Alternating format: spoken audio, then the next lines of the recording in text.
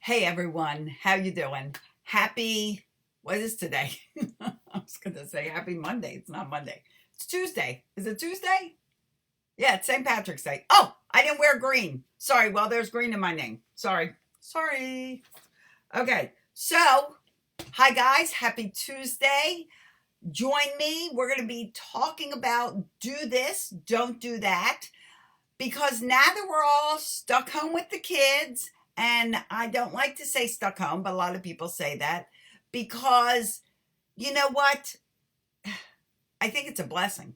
I don't think the virus is a blessing, but I think parents and kids being home together, I think that's a blessing. I think we really need to get back in touch with each other again. We're always going every which way but loose. And now we get to be together again. Hi, Courtney. Hi, Leisha. How are you? Thanks for hopping on, guys. I appreciate it. So, what we're going to talk about today will help you deal with the kids a little bit more and help you kind of, deal with the ups and downs that come along. So, I want to welcome you. I want to ask you to share this out if you are able to, because we need to get more parents just kind of in control and not feeling so lost and disorganized and, in la la land with all of this, because we're all under some stress. Wouldn't you agree? So stress causes chaos, the chaos of not knowing how long that we'll be in this kind of, position, all of that kind of anxiety, more stress. So if you can start doing these 10 tips that I'm going to give you, it will go a long way to helping you feel comfortable in your home with your kids home and kind of being in a new role. Like a lot of us are homeschooling. That was something we never thought we would do before. Well, I'm not because I'm a grandma and my grandkids are not in my home, but I know you guys are. So, so I want to get started. Before I get started, let me tell you who I am. I'm Celia Kibler. I'm a family empowerment coach. And basically what I do is give you guys tips, strategies, all kinds of techniques to really empower yourself so that you can turn around and empower your kids. And through all of this, you will learn to really start communication, start cooperation, stop the yelling. All of that is created when you get, control of your parenting technique. Okay. I am also a mommy. I have 5 kids, 2 I gave birth to, 3 I gained through marriage. I've been running a blended family for over 24 years. And I'm a grandmommy of 8, soon to be 9. So super excited about that. More babies, more babies. I love babies. Okay, water break. So let's talk about these 10 things. Do this, not that. And as I tell you what they are, I'm going to elaborate on each of them a little bit. I'm not going to keep you here too long. And please feel free to comment as I get onto these topics if you have questions. Okay, number 1, choose your battles versus fighting all of your kids' battles. You don't need to interfere all the time. We're all home. We're all locked up. There are going to be battles. There are going to be sibling disagreements. Hey, Keith, thank you for joining me. There are going to be spats. Now, when the kids are fighting, there's kind of an escalation thing you need to follow. Number 1, if they're simply disagreeing, don't interfere. Let them figure it out. You will be indirectly teaching them conflict resolution, strategizing, and, how to calm a chaotic situation so that they learn on their own when you don't interfere. Now, if it's getting a little louder and you're looking and they're getting a little more fierce, you may want to just stand by and monitor the situation. Don't interfere unless it really starts getting down and ugly. And maybe there's fighting and there's pain and there's suffering. Definitely. Then separate the kids, put them in their home corners, Wait till everyone calms down and then talk about it. Okay? All right. So choose your battles. Don't interfere with all the battles. Okay. Number 2. And there's other battles too, but I don't want to spend too much time on all of this. Number 2, negotiables. Give choices where you can give choices. Hi, Miranda. Oh, good. Night school. Good. Way to go. Homeschooling. I was just talking about that. So negotiables. Give choices where choices are an option versus you controlling them always. When you give your kids a little bit of control, when you give them a choice, you are giving them a little control over their life away from the norm of being parented for everything. When you're a kid and you have parents, you're told what to do, when to do it, how to do it, why you're doing it, all of that. Sometimes not why. Yes, homeschooling. Yes. And your college work. Yay. I'm so proud of you, Miranda. I really am. Super proud. So, but when you start giving a child choices, there are negotiable things in your home and non-negotiable things. Like the time, like having to go brush your teeth is not negotiable. But do you want the blue toothpaste or the pink toothpaste is negotiable. So whenever a negotiable option exists, give your child a choice. Now, one reminder before I move on to number 3, do not give no as an option in choices if no is not an option. Back to the toothbrushing. Do not say to your child, do you want to brush your teeth? Because they may come back and say no. Well, now what are you going to do? You have to brush your teeth. It's a given. It's not negotiable. But you ask them. So they said no. And what happens is when you say, well, I'm sorry, but you have to brush your teeth, you've now really even destroyed that choice because now they feel like, well, why'd she ask me? She doesn't even care what my opinion is. So do not give no as an option unless it is an option. Okay? All right. Number 3, take 3 versus yelling. So when something comes up and you're irritating the kids and you want to start yelling, instead of yelling, take 3 minutes, go into a room and chill yourself out. Your behavior, your way of communicating is going to take control of the situation. And if you're yelling, your kids will start yelling. If you're calm, they will calm down. So take 3 minutes to calm down, to think about what you're going to respond instead of just responding out of emotion. Okay? Take 3 versus yelling. Number 4, be proactive instead of just flying by the seat of your pants. So know their triggers. The common triggers are thirst, hunger, sleep, and overwhelm. So don't plan something like now we're all homeschooling. If your kids need to eat and you're thinking, oh, I really wanted to get them through this book, but they're hungry, feed them. Because if you don't feed them, they're going to get irritable and it's going to become a fight.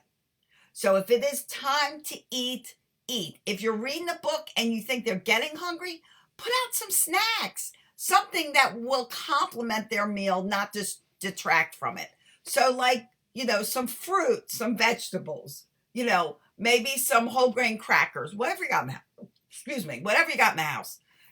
Put something out that will complement their meal coming up. That's healthy for them. That's not going to jolt them full of sugar. And let them snack, maybe blueberries, let them snack while they're reading. But if it's definitely like lunchtime, feed them, then do your work. Okay, so be proactive to those triggers. Think before you plan. All right, number 5, play with your kids instead of watching your kids.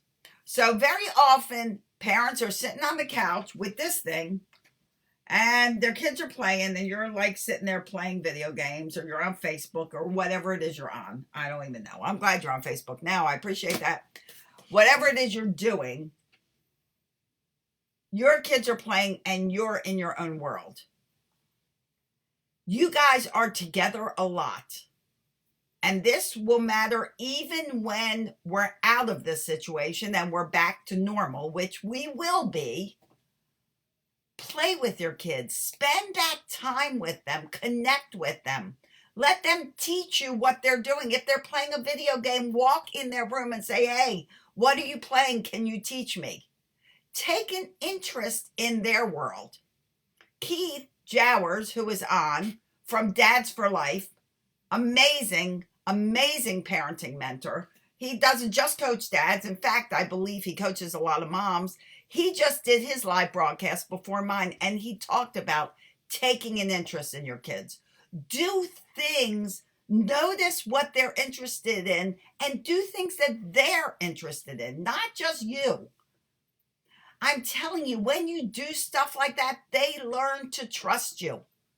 They learn that, you know what, gosh, my parents actually want to hear what I have to say. They're actually interested in what I'm doing. Wouldn't that be wonderful compliments to hear? As opposed to kids who see parents and they think their parents could give a crap about them. Keith, true, not just snacks or sugar. They will, yes, exactly. They'll start running around. They won't focus on anything because they're wired. Okay. So take an interest in what your kids are doing, play with them, and if they're doing something you don't know what they're doing, ask them to teach you. Kids love to teach. They love it. Okay, number 6, be authentic instead of acting like you're perfect. Yes, for trust, absolutely. Important for those trust foundations. You have to build trust, guys. It's not a given. And the more you incorporate them into their world and your world, the more they trust. Okay, so be authentic versus acting like you're perfect. You know, so many parents ask me, well, if I tell them something I did and it was, you know, a mistake or, you know, maybe it was not so great and something I did as a teenager, they'll think less of me and they won't respect me. Wrong. Completely opposite. They'll respect you more. You know why? Because they will discover, you know what? My parents are human. Holy cow. They're not God. They're human. Only God is God. Humans are humans. God doesn't make mistakes. He's got a plan. He's awesome. He keeps us all on track. Humans make mistakes. We're still awesome, but we make mistakes because we're human. And what are those mistakes? They're awesome because you know why? Hopefully you learn from them. And when your kids make mistakes, you share something that you did similar. Maybe you were at work and you made a mistake. Or maybe when you were their age, you made a mistake. And this is what happened from it. Let them take joy in making mistakes because without mistakes, success never happens. So let them be excited to make mistakes. You know, all kinds of things. Play-Doh. Silly putty, I'm not sure silly putty.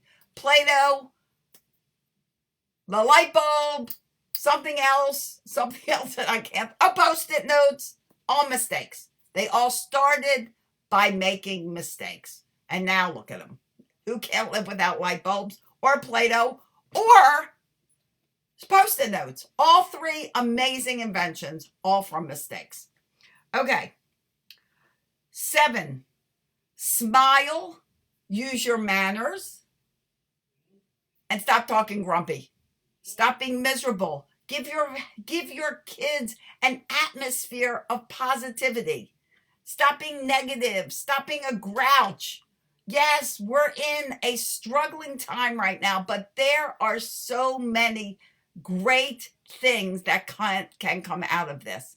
Start looking at the glass half full and start smiling when you talk to your kids and talk with your manners. You know, one of my clients, they're trying to get their kids to talk with their manners. And I ask them directly, as I ask all my parents, do you use your manners? And they said, well, sometimes, you know, we've been around each other for so long, we don't have to use our manners. Wrong. You should always use your manners. There is never a day that goes by that I don't talk to my husband, who I've been married to for 24 years that I don't say please, that I don't say thank you, that I don't, behave gratefully for what he's doing. You are never too old to use your manners. And if you don't use your manners, I'm sorry to say you cannot expect your children to use their manners. You can't tell them to do something that you're not modeling. So use your manners and smile. And if you don't know how to smile when you talk, go to a mirror and start practicing, because this is the single best gift you can give your kids. How much do you love people that smile?